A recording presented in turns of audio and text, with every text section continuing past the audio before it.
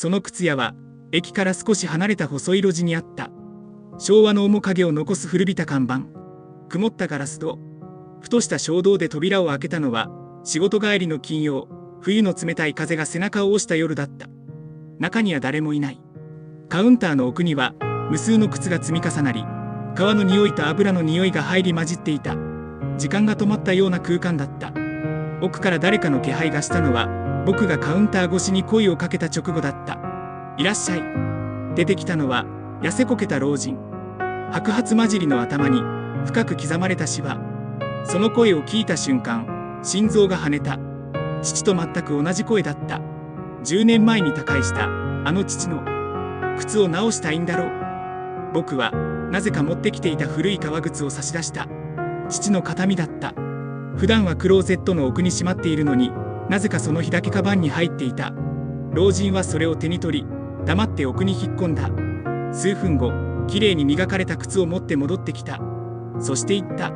お前はようやく歩き出せるな。その瞬間、背筋がぞわりとした。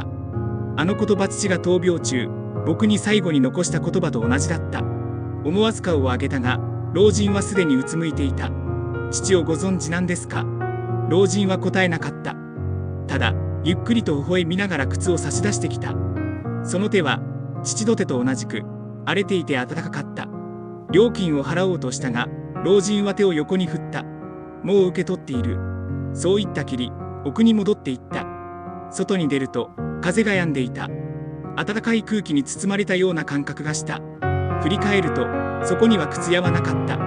ただの空き地。いつの間にか看板も消え、建物も消えていた。次の週、気になって図書館で調べてみた。その路地には、かつて山崎靴店という靴屋があり、20年前に火事で焼けていた。店主は、父の幼なじみだったらしい。父の形見の靴は、あの日を境にまるで新品のようによみがえっていた。今も玄関に飾ってある。決して履かない。いや、履けない。あの夜、僕が出会ったのは父だったのか、父の記憶を受け継いだ誰かだったのか。